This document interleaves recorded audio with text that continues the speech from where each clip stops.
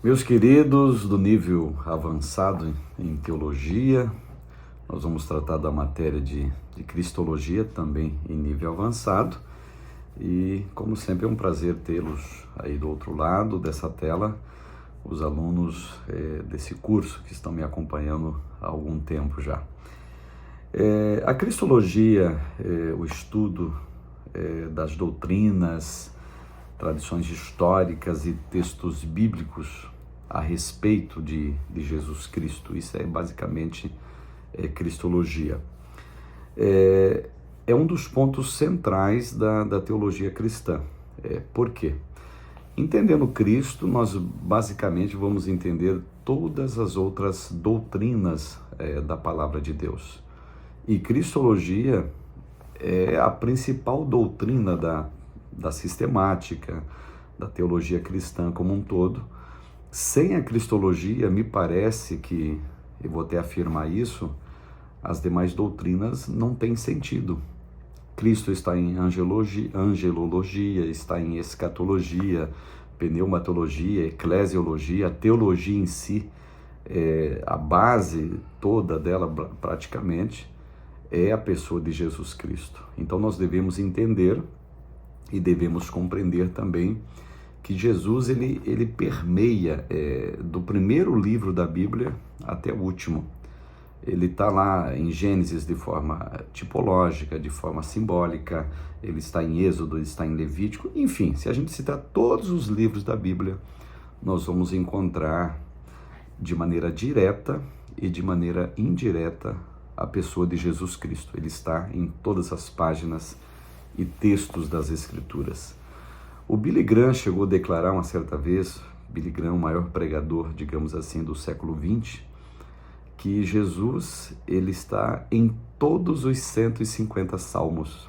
Ele chegou a citar que todos os 150 salmos eles se tratam de salmos messiânicos. E por falar em messiânico, nós temos um profeta no Antigo Testamento que ele é tido como um profeta messiânico. Estou falando do profeta Isaías, que escreveu um livro, me parece que é uma mini Bíblia, já perceberam? 66 capítulos tem no livro do profeta Isaías. Do primeiro capítulo até o capítulo 39, a impressão que você tem é que você está lendo as páginas do Antigo Testamento. Quando chega no capítulo 40 do profeta Isaías, a impressão que você tem é que você vai pular para as páginas do Novo Testamento. Tanto é que Isaías 40 começa: consolai o meu povo, diz o Senhor. Ou seja, assim como os evangelhos foi um consolo para a nova aliança, Isaías 40 é um consolo na perspectiva de encararmos o livro como se fosse uma espécie de mini Bíblia, com seus 66 capítulos. Isto posto, nós entendemos que Cristologia é a mãe das doutrinas, é a mãe das teologias que você vai encontrar exaradas na palavra de Deus, devido à sua importância, devido à sua pujança e devido também à sua essencialidade. Essencialidade no sentido de que devemos entender a pessoa de Cristo, aceitar a pessoa de Cristo como Deus e, evidentemente, aquela máxima que Paulo aplica nas Escrituras, dizendo que há um só Deus e um só mediador entre Deus e os homens, Jesus Cristo, o homem. Ele é o principal de todos, evidentemente. Eu não digo até o principal, ele é o único, não tem outro. Não há doutrina que não intersecta com ideias a respeito de Cristo. Não há teólogo que não tenha se dedicado a escrever a respeito de Cristo. Não há texto bíblico que não aponte diretamente ou indiretamente para ele. Por esse motivo, é às vezes difícil decidir por onde começar a tratar da pessoa de Jesus. Devemos iniciar com os evangelhos ou com os profetas a seu respeito, lá no Antigo Testamento? Começamos com o estudo das doutrinas a seu respeito ou com os debates cristológicos que deram forma às crenças a respeito de Jesus e que se mantêm essas crenças até hoje? Vamos começar por eles. Mas uma coisa a gente tem que se lembrar aqui quando vai estudar acerca de Cristo. Gente, ninguém vai conseguir esgotar o assunto. Zero, ninguém esgota o assunto. Por falar nisso, observe os evangelhos, por exemplo. O Mateus, você sabe muito bem que ele escreveu para os judeus para provar que Jesus é o Messias, tá? O Marcos, ele escreve para os romanos para provar que Jesus é o homem perfeito, para provar que Jesus é o servo, digamos. E Lucas, sim, escreve para os gregos para provar que Jesus é o homem perfeito. E João escreve para a igreja para provar que Jesus é Deus. Então, o documento joanino, o Evangelho de João, não estou aqui falando das 3 epístolas dele, não estou aqui falando do livro do Apocalipse, que também é da autoria de João, mas estou falando agora essencialmente do Evangelho. Ele escreveu para a igreja para provar que Jesus era Deus. E você observou como é que João termina o seu Evangelho? No último capítulo, ele diz o seguinte: olha aqui, isso aqui foi escrito, tá? Para provar que Jesus é Deus, ok? E também João disse, é claro, o seguinte: Jesus fez muitos outros sinais diante dos seus apóstolos, e que se todos os sinais que Jesus fez diante dos apóstolos fossem exarados e escritos num livro, João chega a atestar o seguinte: os livros do mundo todo não comportaria as coisas que Jesus ensinou, as coisas que ele falou, os milagres que ele fez, os milagres que ele executou. Então, portanto, estudar Jesus, estudar Cristologia, meus queridos, é uma matéria que nunca vai ter fim. De repente, você encara Jesus de um aspecto, chegando à conclusão que ele é Deus. De repente, outra pessoa encara Jesus em outro aspecto, chegando à conclusão que ele é Deus. Então, portanto, é um estudo que não vai ter fim. Então, Jesus, eu costumo afirmar, e afirmo para vocês também, ele é inesgotável. Os evangelhos falam dele diretamente, Atos fala dele, as epístolas falam dele, Apocalipse. Olha o personagem principal do Apocalipse. Não é a besta que subiu da terra, não é a besta que subiu do mar, não é o dragão, não são os anjos, não são os pastores das igrejas, não digamos assim, o anticristo que está ali, tá certo? Não é o cavaleiro do cavalo branco do capítulo 6, mas a figura principal do Apocalipse, por exemplo, é o Cristo vivo. Aquele que volta no capítulo 19, montado num cavalo branco, escrito na sua coxa, Rei dos Reis e Senhor dos Senhores. Aquele que a Bíblia diz no Apocalipse que ele é a testemunha fiel, ele é o cabeça da igreja, oferecendo, digamos, premiações em formas de galardão para os vencedores, para todas as 7 igrejas que compõem a base do Apocalipse, por exemplo. Então, está ali a figura principal do livro do Apocalipse, a pessoa de Cristo Jesus. Então não tem como esgotar o assunto, e nós aqui pretensamente, são 3 aulas, dá um tempo aqui de 45 minutos, por exemplo, em vídeo. Vamos esgotar o assunto agora, você vai se tornar doutor em Cristologia. É impossível. Você pode passar a vida toda estudando Cristo, que ele sempre vai revelar as suas esferas, as suas camadas, e provar que ele é mais do que a gente pensa, mais do que a gente imagina. João viveu 3 anos e meio com ele, o evangelista João, e termina o evangelho, como eu já falei, dizendo que Jesus fez muito mais do que a gente pensa e muito mais do que a gente imagina, e que ele não teria páginas suficientes para escrever tudo aquilo que Jesus é. Ou seja, é como se João estivesse dizendo de maneira metafórica: pode derrubar todas as florestas que tem no mundo aí, pode fazer páginas e páginas de papéis, que vocês não vão conseguir explicar tudo o que é a pessoa de Jesus. O lugar da cristologia na teologia cristã. Vamos pensar juntamente comigo esse ponto. A cristologia, ela tem uma posição central na teologia cristã, por um motivo muito simples. Qual? Jesus é o centro, o coração, a esperança e a mensagem da fé cristã.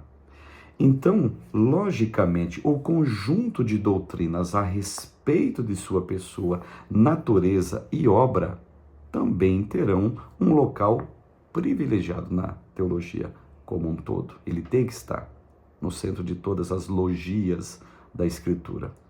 Então, essa centralidade da cristologia, ela tem uma consequência importante que precisa ser levantada.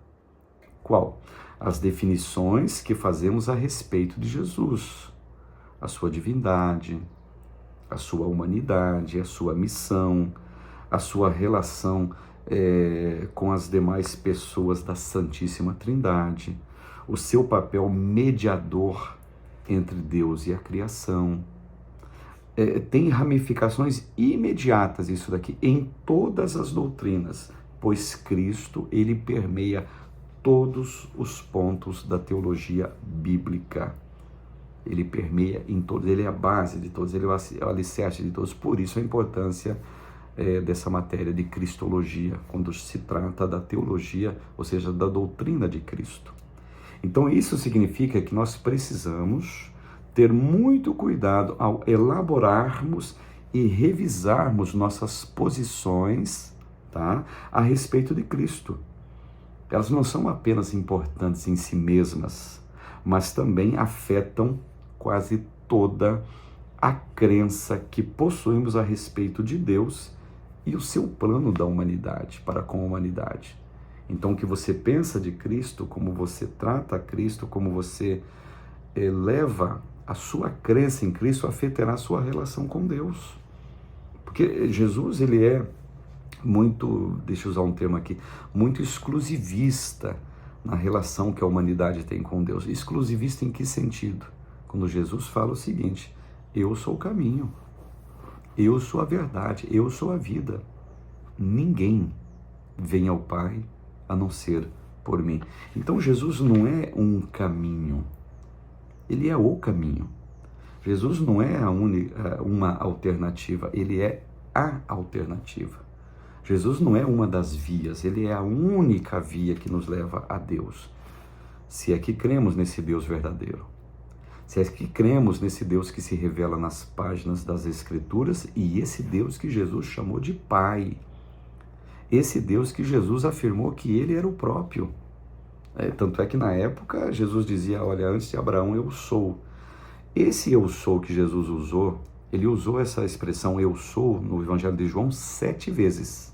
7 vezes. Então, por 7 vezes, Jesus declarou que ele era Deus. E esse eu sou é a mesma expressão de Êxodo capítulo 3. Lembra quando Moisés, ele interpela Deus ali na sarça que ardia e não se consumia no Monte Sinai, no Monte Horebe? Estão lembrados? O que foi respondido para Moisés quando Moisés pergunta: tá, os filhos de Israel, eles vão me perguntar quem é você? E eu vou dizer o que para eles? O que o Senhor Deus disse para ele? Só digo o seguinte: eu sou o que sou. Eu sou, me enviou a vós. E essa mesma expressão Jesus usou ela 7 vezes no Evangelho de João. Tanto é que vocês se lembram, uma das acusações que tinham contra Cristo na época é que eles diziam o seguinte: olha, ele blasfemou porque ele se diz ser Deus, se diz ser parecido com Deus. Tanto é que os homens olhavam para ele e diziam: tá, mas você não tem 50 anos e vai dizer que tu é Deus? Estão lembrados disso? Então, queridos, a forma que a gente encara Cristo, a forma que a gente trata Cristo, crê com Cristo, crê acerca de Cristo, afetará também a nossa relação com Deus. Isso é muito importante. E o que é a cristologia, afinal? Apenas para finalizar esse ponto aqui. O termo cristologia, do grego Christos, que quer dizer ungido, tradução do termo hebraico Mashiach, e logos, palavra, estudo e discurso, é o nome dado na teologia cristã para o conjunto de doutrinas sobre a pessoa de Jesus. As questões cristológicas a serem explicadas podem mudar de teólogo para teólogo, mas a cristologia tende a ser limitada a questões sobre a pessoa e a natureza de Cristo, a obra salvadora dele e o ministério mediador de Jesus, e as maneiras em que todas estas coisas moldam a relação de Deus com as suas criaturas. Então, em resumo, cristologia é isto. Ela vai tratar exclusivamente da pessoa de Jesus. Lembrando, conforme eu já citei para vocês, tá? de uma matéria pré-preparada que eu já tinha para vocês que estão me acompanhando, teólogos vão encarar Jesus de uma certa forma, aí um ponto diferente desse, daquele outro. Tá, ok, até pode acontecer isso, mas é de comum consenso, de comum acordo. O único caminho até Deus é Cristo, e fora de Cristo não há mediação, e fora de Cristo também não há salvação.